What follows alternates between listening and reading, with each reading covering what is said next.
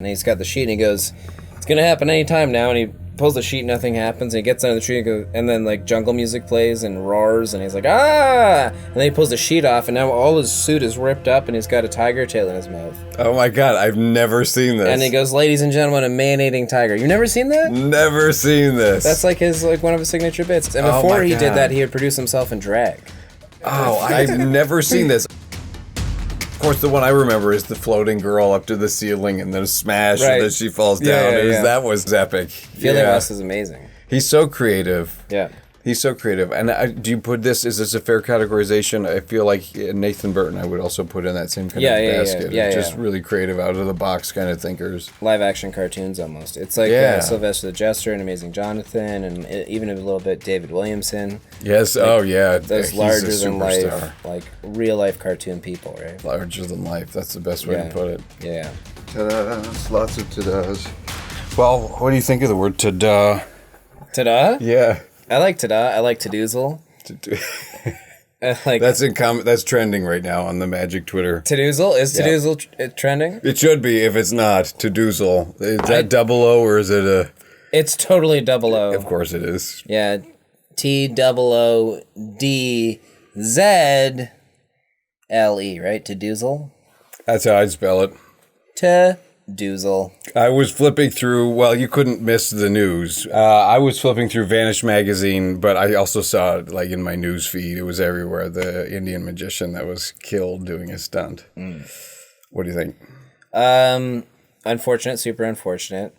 But they're seeing, I don't know, do you find there is a new, like an influx of magicians doing dangerous stuff?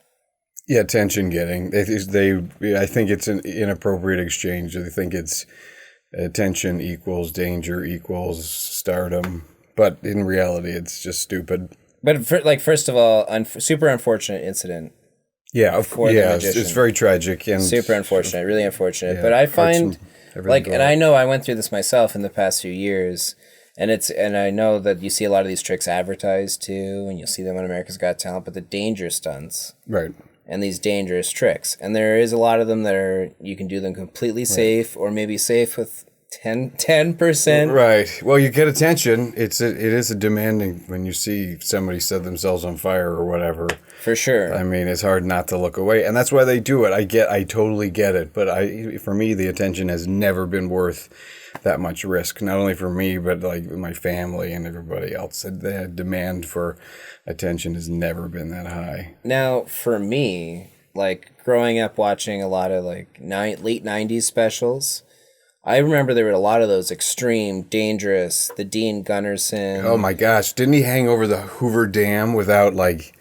I get nightmares just even recreating that thought. I couldn't watch that special because of those things. That and crocodiles and anything that's electric and dangerous, right? Yeah, he's intense. And there was another guy that like did a full steel cage out of like a plane.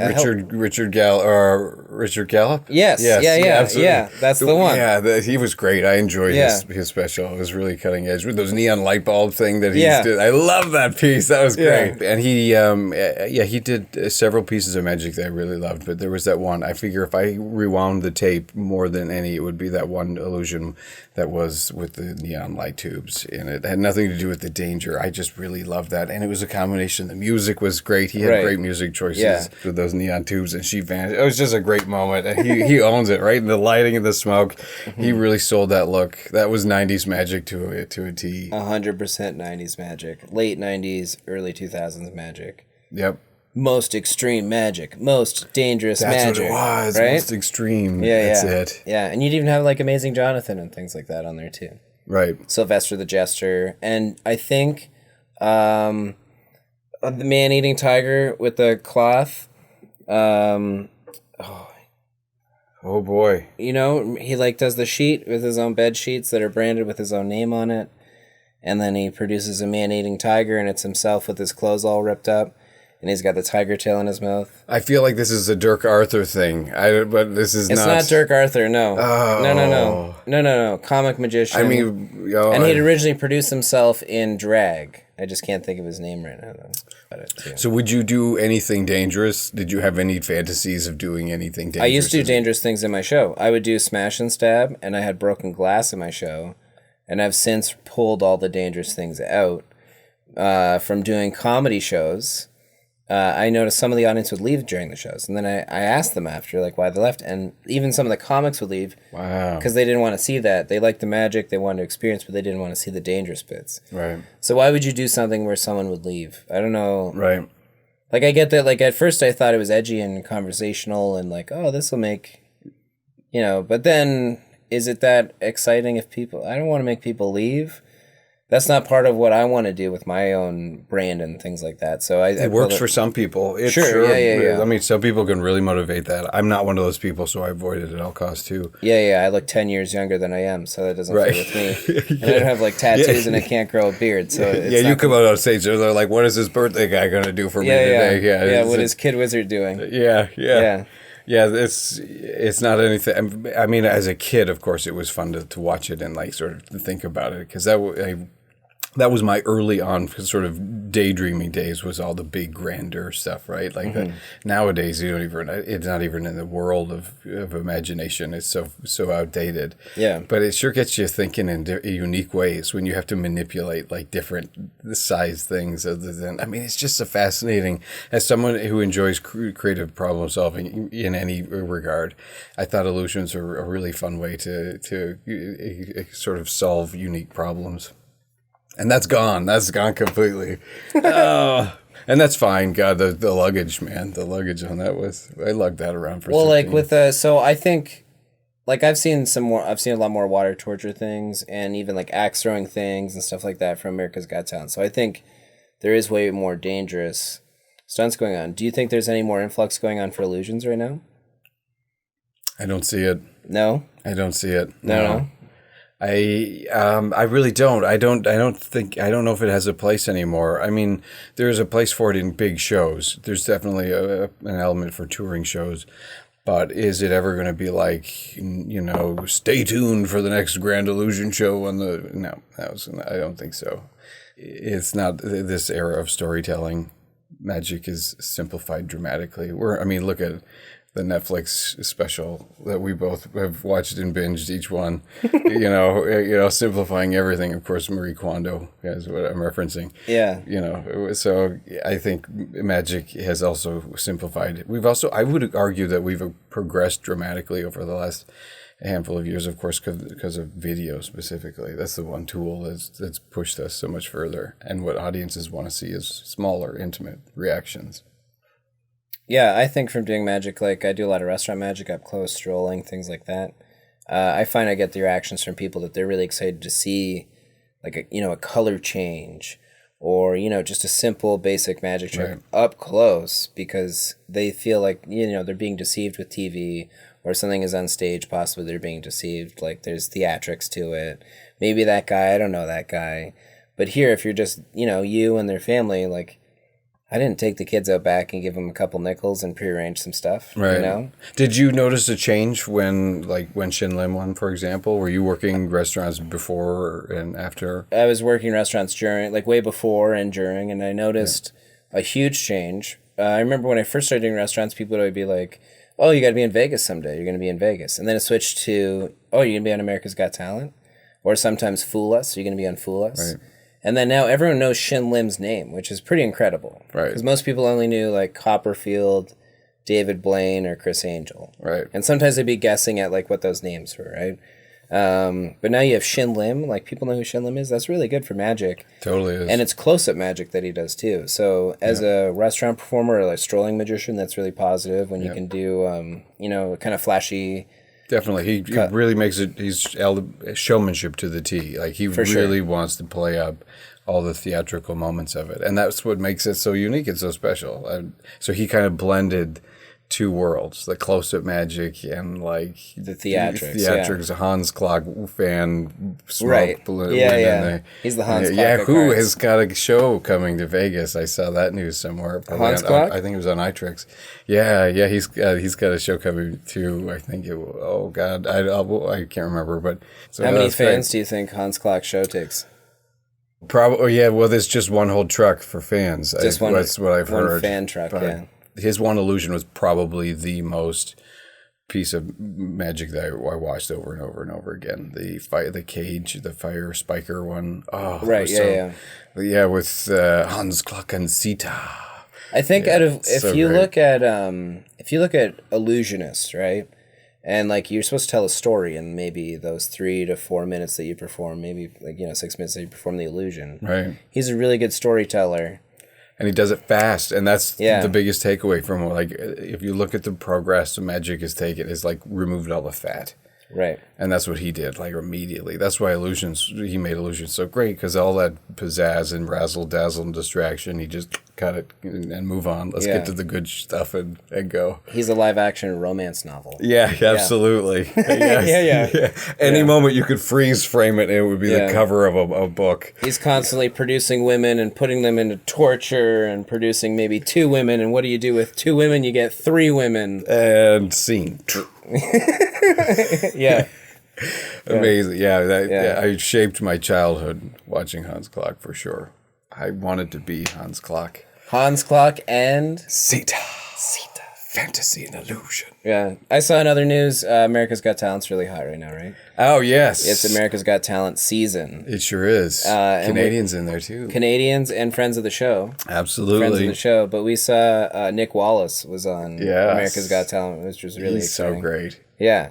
The clip was really solid, too. Really good reactions from all the judges and everything like that.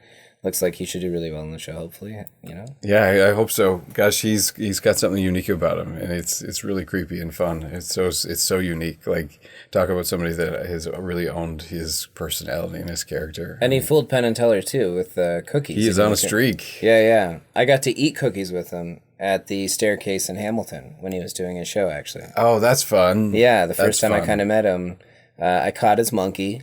Oh. Yep. And then I got to eat cookies with him and go on like an adventure, which was really fun. He gave me an option to share. If you've never seen a show, like he has the final outcome of the show is this kind of this mysterious box that he's been talking about. And at the end of the show, you get a choice about it if you're involved, and I got the choice. And I feel like I gave the audience the most mysterious choice. And nice. I think I gave the correct choice. You added. You were a good volunteer. I think I was a good volunteer. Yeah, that helps. Yeah. I hope most magicians are good volunteers. Right. I saw his show early on, and I don't know where in the evolution of his show he was, but he was really great then. This was at, I believe, Fringe Festival in Hamilton. And even like back then, he was just, you could tell he was gonna be something special. So yeah, I'm so happy for his success. I'm curious to see how he does. Yeah. And Michael Paul is on AGT as well. Michael Paul you brought down to Fergus. Yes. Last year, was it last year? I met Michael Paul on ships randomly. We were both waiting to get into a venue, and that sparked a friendship that's literally like one of our closest friends. And so what you're referencing, as you know, is we brought up Michael Paul for filming here. We started this series called Wonder Town, and we're going to have digital downloads and everything. It's going to be quite great. And so he's actually, you can see his trailer now. We'll put that in the show notes. He's a ventriloquist and a comedian, but he's both of those things he excels at. Like he can go out and be just this guy who can rag on everybody in the audience and then go up on stage immediately and do a perfect ventriloquist bit, in technique and in comedic fashion. It just owns the room. Like once I know that Michael Paul is on the ship, I know how high I have to work, how hard I have to work. So I just adore him, and he's brilliant and he's so creative. And when you see his resume, what he's done, it's really quite great. So we brought him here to do that filming, as you know, and so that the Wonder Town special is going to be out. But I hope he does. I hope he goes far in AGT. That's really, really exciting stuff. I'll put his video in the links as well. Put both of them in. Yeah, and then also both acts coming up like in the fall. Right. Exciting news too there in the fall, right? Yeah, the big news is, and it's still kind of secret, like we haven't publicly, among magicians, of course it's known, but the OWOW Magic Festival, the Ontario Week of Wonder, and it's going to be, I mean, my God, it was started with the idea of having a handful of people here, but now you've been here the whole journey. It's like an incredible lineup of people. I can't even believe that said yes to it. I mean, wow. So it's October 24th to the 31st. It's a week-long festival, but really it's the 25th, 26th. It was like a convention, that's happening. So we've got events scheduled for magicians. There's just, lectures and workshops, and also there's time in there to see this community because it's quite remarkable. We have a whole month-long festival of like Halloween. It's called Monster Month. There's a world-acclaimed artist that has these huge skulls. It's just incredible. And then the highlight, of course, is the gala shows, which will feature a night of Canadian entertainers and magic and kind of a star-studded international night. It's great. So the names. We've got Krista Hendricks is coming, and she is the Alan Slate Canadian Rising Star Award winner. How cool is that? Mm-hmm. And so she's coming. I mean, I'm so thrilled. Yeah, and we've got Jay Sankey, who, of course, is legendary, right? Yeah. Canadian Southern Ontario legend, right? Yeah. Michael Close, who of course is legendary. We filmed Masterclass with Michael Close, so we've got a chance to work pretty extensively. He's a knowledgeable man. So we've got Michael Close. Of course, there's Paul Romhany is going to be in the lineup, and I can't wait to meet Paul. I'm so looking forward because he's so multi-talented, right? He does so many different things. So I'm looking forward to listening to his talk and hearing what he has to say. And he's got like this crazy Chaplin act, right? Yeah, I mean that's the thing about it. He's one of those guys I feel like whatever he does, he succeeds at. Right. So like what a person to learn from. I couldn't believe he was available in Toronto because he works a lot, right? And a neat opportunity to see him maybe like a classic vaudeville style act. Yes. Right here, right? Like you don't really get that. Yeah. It's just going to be great because no matter what he does, I mean, even his magic, just chatting with him, that he's got so much knowledge on the topic. And of course he runs Vanish, so he's just totally connected to every element of the magic world. Like his knowledge, he's just oozing of knowledge. So, and Rick Merrill is coming, and I love sleep. Like I'm a big fan of what Rick does. And of course he is a FISM award winner, so you just know that when he walks on stage, what he's going to do is going to knock you flat. So incredible. The fact that he's available is great.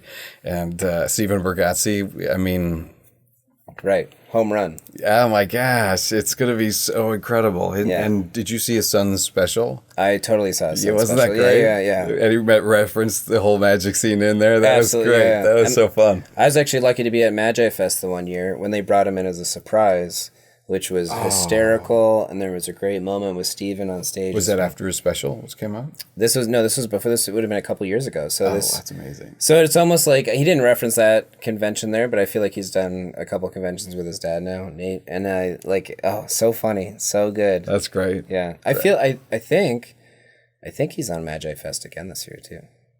Really? Yeah, I think so. Oh, he's so funny. Like if any of us could just have 1/1000th of his comedic abilities, we would be right. You can just tell when he's on stage, he owns the room. Totally. And it's something that obviously he can just duplicate over and over and over again. I mean, he's just a wizard when it comes to showmanship. What a guy.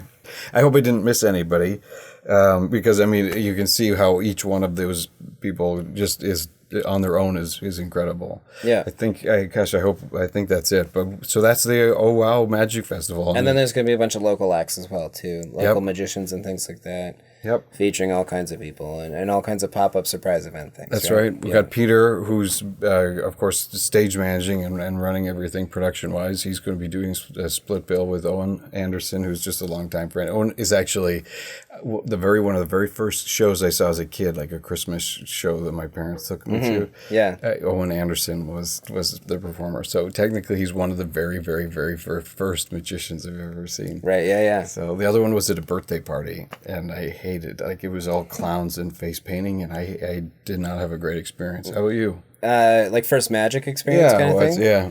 Oh, like I've been trying to think about this. I don't know what it was. I feel like my first magic experience was just watching it on TV. I remember my grandparents always calling me to be like, hey, did you know the magic specials can be on TV? You should set the VCR. Yeah. So I have all these tapes, and I still have them too. Like just all the magic specials. And I remember specifically World's Greatest Magic 2 was like the first one. Oh, what was the opening on that? That was the one with Alan Thicke as the host. Dirk Arthur comes out, produces a white tiger. Right. Is that the one that? Yeah, they show it all the way around, then they instant replay it, and you can see the box all the way around. Right. Yeah, those instant replays. Yeah. And that one had Jeff McBride doing the masks. Oh, yeah. That one jib shot where it's... Yeah, and he's bouncing the cards off the stage and everything. Is that the one that closed with Penn and Teller doing the bullet catch, I think, too? They all blur together, some of the... Yeah, I know, some of them, but I feel like that was the last trick on that one, too, was Penn and Teller doing bullet catch. Wow, another dangerous... See, there you go. It shows you why people do some of these dangerous pieces, though, because they do get But Penn and Teller, if you listen carefully, they... Right. You know... Right, they say it's stupid. They say it's stupid. They also never, they make reference to everything, so it's not like they're saying they're going to do a bullet catch kind of thing. And Yeah, they're very smart and clever about what they do. This also had Paul Gertner doing the steel cuffs and balls. Oh, yeah. I think it had Williamson with Rocky the Raccoon. Yes. Oh, of Amazing course. Jonathan was on there. I'm pretty sure doing the taped $20 bill, I loved when Williamson was on the streets. I can't, which episode it was, but he was on the streets with Rocky Raccoon. I thought that was the best. That wasn't World's Greatest Magic. That was the Champions of Magic. There you go. Monte Carlo. Yeah, that's it. I always thought, because you give him, they're like fuel for him. Like, oh, people. And he's just so spontaneous and so outrageously awesome. Yeah. He, among a couple, were like at the top for me as a kid. Totally. Like wanted to be, and then I realized as a performer I could never be that. You know what I mean? Like, that's him and Matt King. Yes. See Matt King between all the World's Greatest Magic teaching tricks. Yep. And you're like, oh, okay, I can do all these tricks. This is cool. Oh, but you can't be Matt King. And Jeff McBride with I loved card manipulation. Oh, I loved it so much. And of course David Copperfield for the showmanship. And Lance Burton was in the same category for the showmanship. Lance Burton did some really cool stuff. Yeah. I even remember the Greg Fruin bird act on there. Of course. That shot he's backstage ready to go on. That was like with the circus act, like with the Twister. Yep. Twister I was thinking of his bird act. Right. In the shot, you can see he's back. Oh, I love that. It really gave kind of a peek behind it. I remember Jason Byrne, too. Jason Byrne was on World's Greatest Magic, too. Oh, yes. And he comes out with the Play-Doh. Oh, yeah, that's so great. That moment is solid. I met Jason in an airport in St. Martin. Barbados, actually. Mm-hmm. I remember this did have a lot of dangerous stuff, because I remember the Lance Burton specials, there was always he did like a roller coaster escape thing. Oh, right. And I remember as a kid, too, he fought off, he did the sword fight on stage with the Dakota chair, which was and the candles and everything. That was great. Super fun. That was a fun switch. But everything was always a little bit dangerous, I think, right? Yeah. Edgy was definitely in. I guess that's kind of Disney edgy, though, what Lance Burton was doing. Right. Yeah. I was also on Reddit. Okay, so some of the discussions on Reddit that were really topical right now, I'd be curious your input. Is souvenirs. What are some of the tricks that you're working on or that you like that involves giving souvenirs to an audience member? So I am a big fan of souvenir magic because I do a lot of strolling magic, restaurant magic. So my set always has to finish with a souvenir, or someone has to always take something with them. Because I think they need to have something so they can remember the magic or keep a little thing. They're going to talk about it. So obvious go-to would be just Ambitious Card Sign Card is a good one. My favorite thing right now is Face Off. It's on Illusionist, and you get 2 people to sign cards. It's like an anniversary waltz almost. Yeah, that's so you get 2 signed cards, and then you rip them in half, and they squeeze them in their hands, and then when they open up their hands, you realize you kind of made a mistake, and they have half of each other's cards. Yeah, it's great. And then the cards are still stuck together, and there's no tape or glue or anything. The reactions, it must be solid. It's one of the craziest things ever. Yeah. Yeah. That, or a new thing I'm starting to do now is having someone bend a coin in their hand. Oh, yeah. So I use this version. It's called Expert, Expert from Penguin. And yeah, you have I usually do it with a kid, and I ask them what their favorite superhero is. You put a bunch of change in their hands. You mark a coin with an X on it, and you describe to them, I want you to shake up the change in your hand and squeeze it down. I want you to shake up the change and squeeze it down again. And I want you to imagine that you can jam that change into that coin with the X on it, causing it to bend. And then you have them shake it up one more time, squeeze down. And then when they dump the change on it, there's 1 coin bent. And for a kid, and even the parents and everyone around, the strong moment, yeah. No one understands how that worked. Because even you'll watch the dad leave or someone they try to bend a coin back with your bare hands. Right. You can't do that. So yeah, that's pretty impossible stuff. And you guaranteed they will keep that. For sure. Forever. For sure. And then also a well-designed business card is a great handout too. Yeah. So I always make sure that they get my business card, and people like the design of mine usually because I'm a graphic designer, so it looks sharp and flashy all the time. Right. So I think that's a key too. So it's almost like kids want to have it because it looks fun, you want to keep it, and that's positive. Your thing looks awesome, right? Yeah. But want to talk about logos? Sure, we can talk about logos. Let's talk about magicians' logos. The challenge of the magician logo, the biggest challenge as I see it, is how do you come across as modern and magical but not be cheesy? Right. That seems to be the biggest challenge just in general for magicians. How do you go about that? Immediately, my first thought is you don't put a magic wand or a top hat in it. Right. I mean, that's the simplest. But do magicians need a logo? I think it depends on what level you are as a magician or how you're branding yourself, I guess. Right. For me, I don't have a set logo.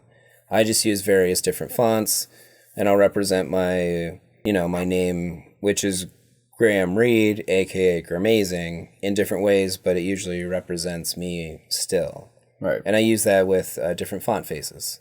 Right. And I'll just choose the right font that fits, kind of thing. So I would relate that to like how MTV, they have the same logo, but they change the color and the texture and the placement of it all the time, but it still has the same logo face. Right. So I'm not saying I'm MTV. I'm just saying it's that similar kind of idea. You've got diversity. I mean, yeah. Technically, the logo should be like just a black and white kind of simple vector, and this is basically you're giving yourself a whole bunch of freedom because your identity is Gramazing. Right. You don't have to work maybe as hard as someone that might be like Matt Smith. Right. Right. So you don't have to, your character, you ooze it up as much as you want. But if someone has a very common name, like my name is pretty common. Like, I mean, it's not necessarily, it's two first names. It's two first names. So it's easy to be overly simplified. And so I need mine to stand out slightly. And thankfully I have a short name.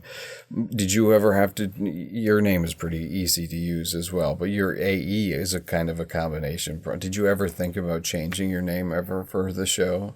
So like originally when I spelled Gramazing, because I spell it Grae right. Mazing, because my first name Graeme is spelled Aeme, right, which is kind of confusing for a lot of people. But then I kept it confusing in Gramazing. Originally when I spelled, I dropped the one E and it was just like Amazing. But then I kept the weirdness of the E in there, so it was still my name mixed with the Gramazing. And then I thought about, should I just switch back to my original name, like Graeme Reed? Because that's fine. Right. Especially because I'm kind of like close-up magician, mind reader. Right. So Graeme Reed, that kind of works. Right. But I stuck with Gramazing because I think it's still, in my mind, my brand, the way I present myself is like magic's kind of silly. Right. We all get it silly. So my name's Gramazing. Right. Yeah. And it still has my first name in it, so people kind of get. And I think lately, Graeme is now a popular name with kids, I've found. So people now recognize Graeme, which is really cool, which is a first. Mainly in the demographic that I'm trying to hit, which is like the younger moms. Well, and it's like parents. You're really sticking to the Gramazing, because I know, like all of us, when we stick to a certain brand, it requires some commitment, and you've kind of gone back and forth, just like I go back and forth in designs and things. But one of the things nice about the way you're doing is it really exemplifies how to spell it. At least it puts a lot of focus on that, because your website is, when people search you want it to be kind of the first one they pop up when they find you. And so making that choice is at least, easy. It sort of exemplifies rather than hides it away in the corner. Yeah, I do have multiple URLs though. Like I do still have GraemeReedMagic.com, eventmagic.ca, right, and then Gramazing.com. Right. Yeah, but that's all for like, searchability reasons. Yeah, I'm definitely a big fan. I'm like a hoarder of domains. I've like, I don't know, on GoDaddy there's like 9 pages of them. It's ridiculous. Mm-hmm. Yeah. But there's good marketing purposes. Like for the Magic Festival, I own 3 of them, and depending on which one, I can use Google Analytics to basically tell me what source it came from. So for like anything guerrilla marketing, I'm using o-wow.ca. So it's just easy to write on things, and it's just bigger on smaller things. And so I know anything that comes from that domain through the Google Analytics, I've just got it labeled guerrilla, and then and the other ones is basically print the pamphlets, the print material. I want to see their how effective they are in comparison to the guerrilla marketing, and then of course with the magicfestival.ca, the main site, which I couldn't believe was available. It's harder to track, but at least you can find where all the sources are coming from, and that applies to everybody, because wherever you're marketing, you've really got to understand how to communicate to your demographic if you're using Facebook ads and such. So it's always fun to find out who's coming from where and be able to use that data to advance your efforts. What tools do you use specifically to track all that data? Google Analytics, and I'm terrible. And then because the one that I've stuck with from my Tim Drake, my buddy Tim, early on in the game of SEO back in the days where it was all about like keyword stuffing and everything. Like you bury that, you put them down in the same font in a different color. Yeah. He got me on StatCounter, and I don't know why. It's been hard to change on that one. I always go to that one first, and then I go to Google Analytics, which is just like who wants to read a book right now and then figure out all this math right now. I love math, don't get me wrong, but it's hard to find out exactly what I want. It's just super fast, so I go to StatCounter, and those are the two. I mean.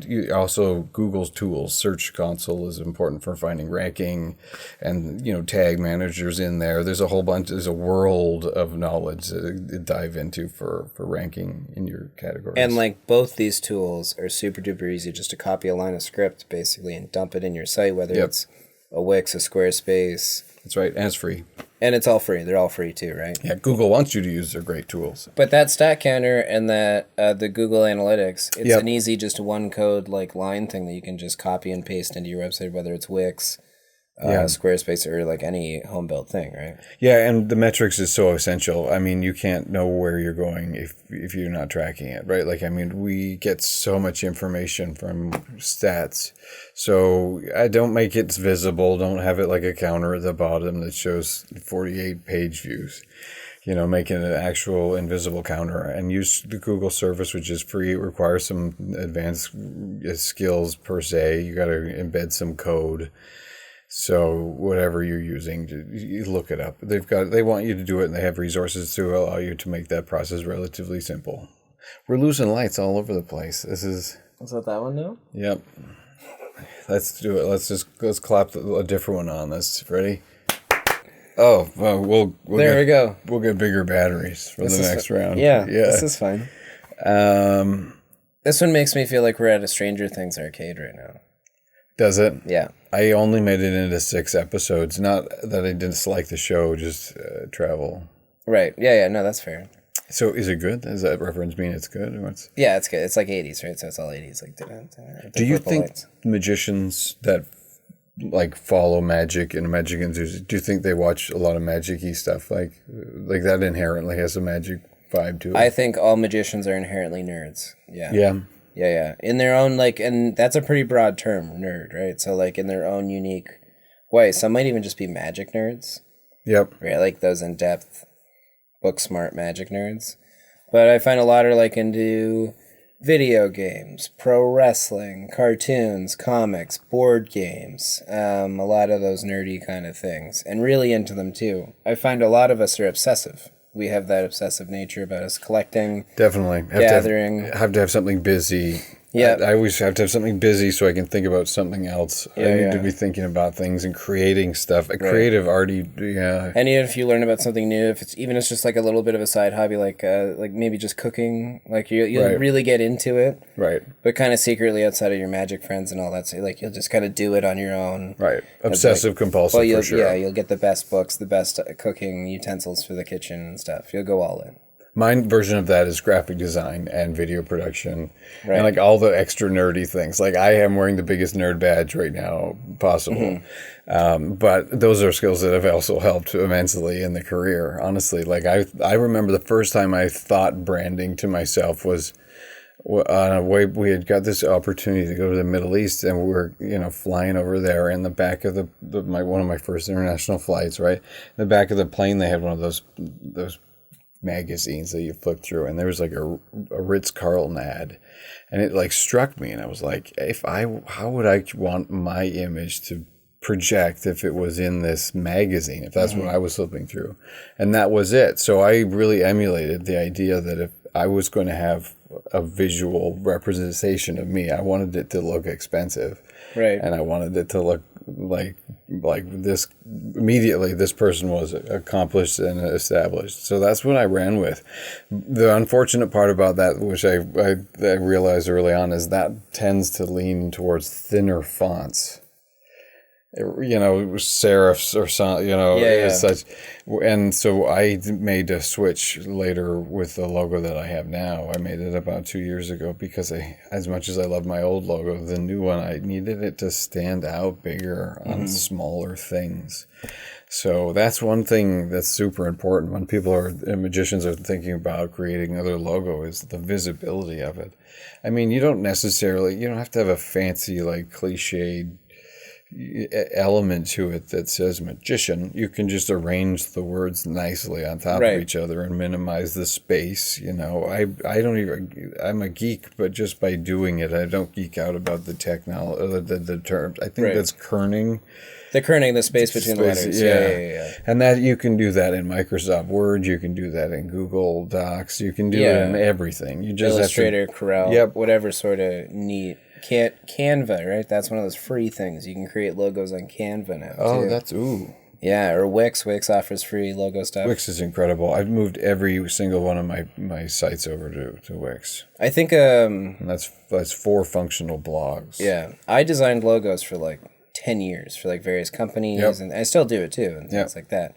But, sometimes you can just get away with a simple font, just a font face. And dig deep, like go a little further, do some research. Right. Like we're entertainers. Right. So look at comedians' logos. But whatever your brand, like maybe you're a kid's magician, but you're kind of like a modern day superhero. So how do superhero logos look? What do comic book logos look? But like today's comic book logos, because you're not advertising to a kid in the 80s, you're advertising to a kid in 2019. So what does Justice League today look like? Not like our retro comic books, or like who are you and that sort of thing. Yeah, that's really a great point to emphasize, I think, is that you've got to see what's the audience that you're seeking. You've got to really know what they're accustomed to. Because if it's too out of field or the design looks too modern or too outdated, then they'll immediately dismiss you, just immediately. Right, like you can't just throw up a Comic Sans. Right. Or something like that. I have a big pet. That is a pet peeve of mine. I've been ranting about that forever and a day. Yeah, and it's the same thing as the top hat and the wand. Like, does your show really have a top hat and a wand in it? Then maybe that's okay. You can have that in your logo if that's a huge part of it. Right.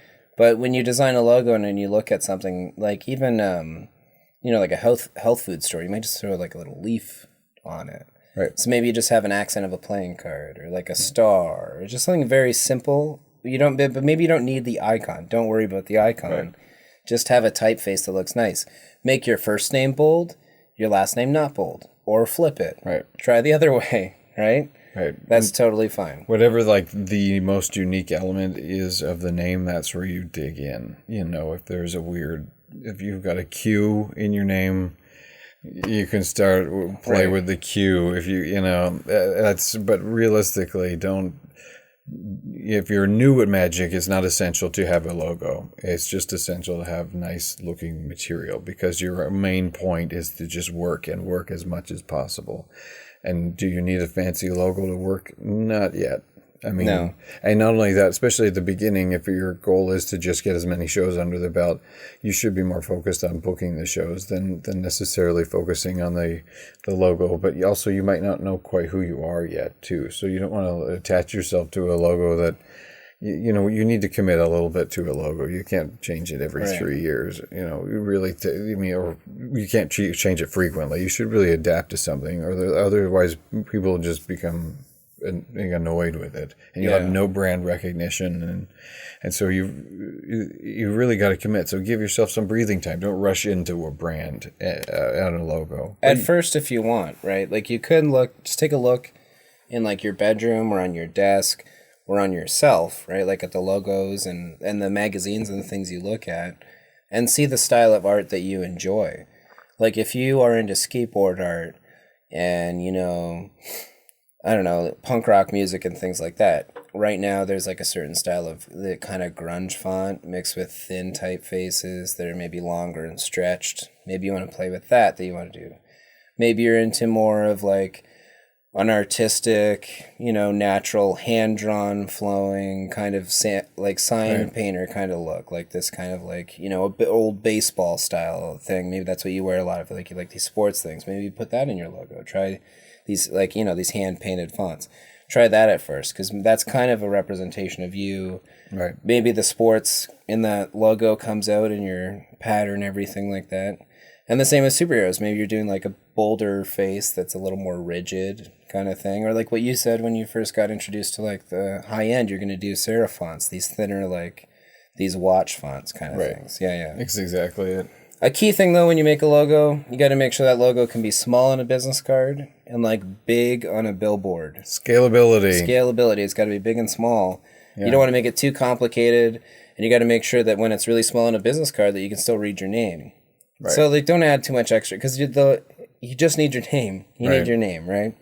And business cards, I think, are also very overlooked. I mean, in reality, the best option would be to ask for their number. That's the key. I mean, that is the best option. But in the essence of giving someone a souvenir or some basic marketing, your business card really needs the most effective way to contact you and your brand. Mm-hmm. If your brand is your name, you're set. Don't worry about splashy, magical logos. If you can sell magic on that with a stock image, there's definitely stock out there that you can put on that doesn't say 1982 Magic Show. Right. I mean, there's options to make it look magical but you just need a name and a phone number. Yeah. For me, I actually add on one, I have a review of one client on there. It says just like hugely entertaining. I think it's really short. And then I offer 3 quick services that I do. So that if I meet someone, it's just in mind what possibly I could do when they leave. Because I find a lot of people that I meet, I think this is just because like you're way more established. But when I meet people, they're kind of like, how can I use this guy that does card tricks walking about? So like on my card, it says perfect for weddings, private parties, and corporate events. Right. So I hope that stems in their mind when they leave and look at it. Right. You're in the situation where you've got to kind of train your clients how to use you. And that's, which means it's great because you can be used in all sorts of occasions. I'm sort of in the cruise market, so it's sort of locked and loaded. It's just one single shot kind of a thing. But this is where that also differs, is because I don't really have to have that specificity. So let me ask you, would you ever consider multiple business cards that are just focused on each one specifically, or should it be one card with everything on it separate? Right now, I don't know. Right now, my current opinion is one ring to rule them all. Right. One card to rule them all, just because it's easier and simpler. But I also, I'm a graphic artist, so I will, when I print up like a batch of my business cards, when I get the next batch, I'll redesign it again, based on what I'm feeling, because I like to experiment with a lot of things right now. Right. But I still always have one business card, and it always represents me in the same way. That same quote, Graeme Reed, aka Grimazing, at Grimazing on Instagram, because I think that's the top social media maybe Instagram. Right now. That's the easiest one for people to follow me. Terrible at it. I'm getting better. I'm trying to put some effort into it. And then my website, and then the perfect for the parties and all that. And that's all I have on there. And then a couple graphics that remind you that this is a cool... I try to make my business card a little art piece so that people want to hold on to it. That's my main goal. Right. Yeah. Yeah, and that should be, if you have a card, it should be the initiative to get them to hold on to it. I mean, really, it should be as great as possible. And that usually boils down to a photo shoot. That is among the digital toolkit, a photo of yourself, something with a smile. That's essential. And what else do you need? You need a business card, a photo, a website, and a phone number. And a phone number. And probably, that's all you need. That's really all you need. Collect those reviews and put it all together. Real quick, if you're struggling with, what do I do with my business card? I don't know what to do. Say you're like a sleek, modern mentalist. Think of, you're like Danny Ocean from Ocean's 11, right? His business card, I think, just said his name. Right. That's all it was. Right. So just make it, as nothing as possible on that card, because that's how cool you should be and sleek, right? And it should be very, backdoor policy kind of thing. And I can't help but think if that was the case, if there was an E in the name, I would immediately change it to one of those wavy lines and just done with it. Right, like one thing, and that'd be it. How sleek and cool would that be? Yeah, and if you're like, maybe you're like Danny Ocean, but edgy cool, now your card just has a hashtag on it, right? Like that's all it is. Right. Or just an @ like it's a little more modern. And if you're a kid's magician these days, I don't know about the cartoon font, but like, you know, like I think superhero. I really think the superhero thing, like those Marvel, I think brand yourself, because you have superpowers now, right? Kind of thing, and that's what you're doing. Right. That's a great resource because they have to communicate the essential message that we do. Yeah. That's a great resource. Look at the and not like the superheroes that you would have grown up with. Look at the superheroes that are out there, like the Incredibles, Justice League, all these modern things that are on Netflix. Look at how they brand and position their logos. I see a lot of kids entertainers that still kind of do like this, like a 90s, but like not like a 90s pop culture vibe. It's like a 90s. It's not clip art, is it? It's like, it's 90s clip art kids vibe. I have a big clip art. It's that clip art vibe. Yeah, I get like I was just thinking about clip art. Like, Kids Magician, go to Disney's website and see how their website's laid out. See how it's spaced. See like maybe there's just a little bit of an image and a little bit of ad copy. Yep. You don't have to overdo it, you know, with stars and spinning GIFs. Right. And magic wand things, right? And if you're a mentalist guy, look at like, you know, GQ or like a clothing or a fashion thing. Right. And like spend time to make it sound great and make sure that it's proofread and use sources like Grammarly or a friend that is, you know, has that kind of mastery. I don't, so I resource a bunch of people. And so make sure it reads well, and then that's it. You share what you need to, the basics of it, and don't make it flowery, because the only people you need to do is to help rank. And with that, you're essentially choosing the where you are, your location, and what you do, and your shows, and your name. Those are essentially the biggest category headers in your theme, your main page, and then everything around that supports those category headers and all those keywords, and you're done. Don't make it flowery, because nobody's going to read it. Yeah, I think the final note on logos. Yep. Your face isn't the logo. Like that's not your logo. Because if you put your face, a picture of you with your logo, and you make it real small on a business card, you can't read your name that big. You want people to know your name. Right. They've now met you. If they've got your business card, if they've acquired your business card, they have met you. They've seen your face. Yep. Hopefully you've done a good job of introducing yourself. And they've taken your business card for a reason. So they just need your name. They need you to remember your name. That's right. Yeah. I just did a whole post on magicians' logos and some thoughts on that, so we'll put the link in the show notes as well. It's a topic that I enjoy discussing, which means I'm an extra nerd on this. I love talking about magicians' logos and logos in general, because it's kind of an extension. It's always an extension of your brand. So real quick, just to wrap this up, the difference between a logo and a brand. A brand is more of like what you represent, I guess, kind of like the emotions that you would represent, the way that the audience would perceive you. So like, you know, these are like things like fun, energetic, hilarious, and maybe colors that are associated with that brand and stuff. Where a logo would be, say you wrote out your brand on a page, it would be the sum up of your brand, visually represented as like simplistic as possible. Right. I think. Is that a good explanation of logo? Definitely. Brand? Yeah, I guess. Yeah, the brand is like the voice, the tone, and you know, you can lay out a brand in a book. We're in our industry, you're familiar with the lookbook, and it's basically, you know, all the color choices and the fonts and the slogans and all of that laid out, and the patterns, all that stuff already pre-established.